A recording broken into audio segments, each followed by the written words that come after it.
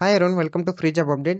Central bank of India నుంచి apprentice job notification release అయింది. So ఈ నోటిఫికేషన్ సంబంధించిన రిక్వైర్మెంట్ డీటెయిల్స్ని వన్ బై వన్ క్లియర్గా చూద్దాం.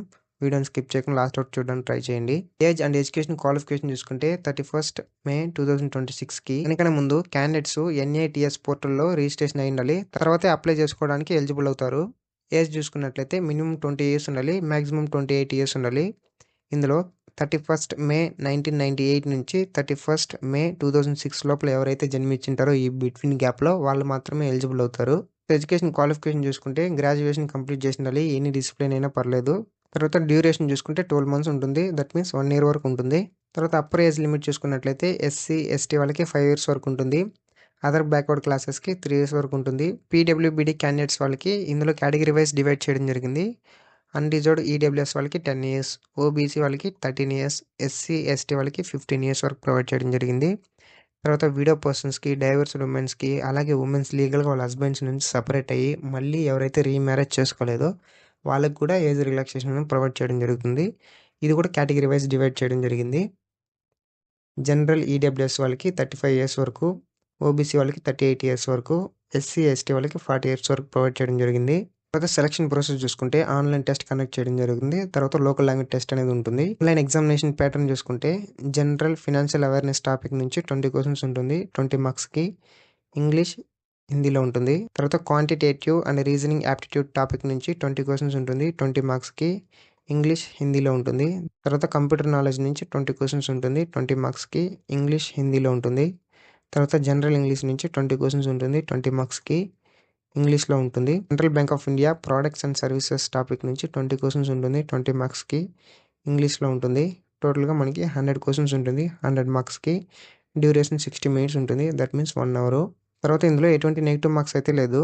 లోకల్ లాంగ్వేజ్ టెస్ట్ చూసుకున్నట్లయితే క్యాండిడేట్స్ ఎవరైతే అదర్ స్టేట్స్కి అప్లై చేస్తారో ఆ స్టేట్ యొక్క లోకల్ లాంగ్వేజ్లో రీడింగ్, రైటింగ్, స్పీకింగ్, అండర్స్టాండింగ్ వచ్చినాలి.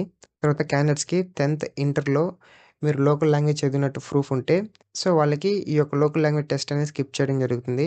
తర్వాత అదర్ క్యాండిడేట్స్ వాళ్ళకి లోకల్ లాంగ్వేజ్ అనేది కండక్ట్ చేయడం జరుగుతుంది. అందులో క్లియర్ చేస్తేనే మిమ్మల్ని హైడ్ చేయడం జరుగుతుంది. ఇన్ కేస్ క్లియర్ చేయలేదంటే వాళ్ళని రిజెక్ట్ చేయడం జరుగుతుంది.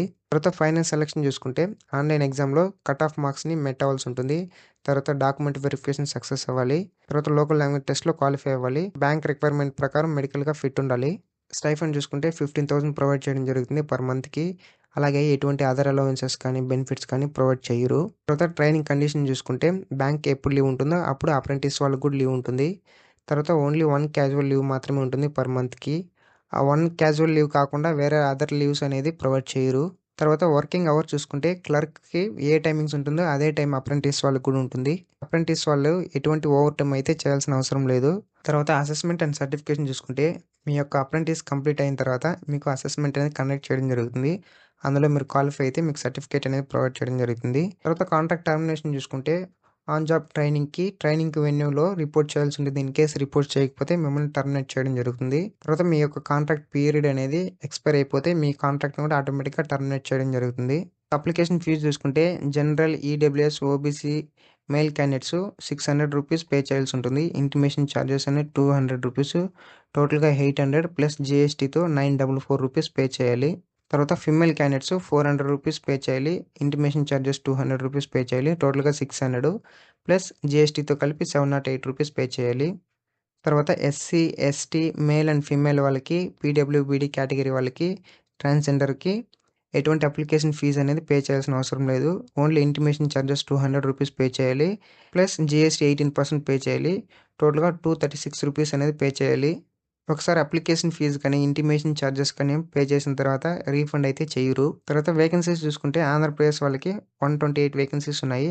ఇందులో SC వాళ్ళకి 20 వేకెన్సీస్, STకి 9, OBCకి 35, EWSకి 13, అన్రిజర్వ్డ్కి 51. ఇందులో PWBD క్యాండిడేట్స్కి కేటగిరీ వైజ్ డివైడ్ చేయడం జరిగింది. VIకి 2, HIకి 1, OHకి 1, IDకి 1 వేకెన్సీ. తర్వాత తెలంగాణ వాళ్ళకి చూసుకుంటే టోటల్గా 100 వేకెన్సీస్ ఉన్నాయి. ఇందులో SC వాళ్ళకి 16, ST వాళ్ళకి 7, OBC వాళ్ళకి 27, EWSకి 10, అన్రిజర్వ్డ్కి 40. ఇందులో PWBD క్యాండిడేట్స్కి కేటగిరీ వైజ్ డివైడ్ చేయడం జరిగింది. VIకి 1, HIకి 1, OHకి 1, IDకి 1. ఇక్కడ స్టేట్ వైజ్ అఫీషియల్ లాంగ్వేజ్ చూసుకుంటే ఆంధ్రప్రదేశ్ వాళ్ళకి first language Telugu, second language English. Telangana వాళ్ళకి first language Telugu, second language Urdu. తర్వాత application opening date, closing date చూసుకుంటే 12 జూన్ 2026 నుంచి 22 జూన్ 2026 వరకు అయితే అప్లై చేసుకోవచ్చు.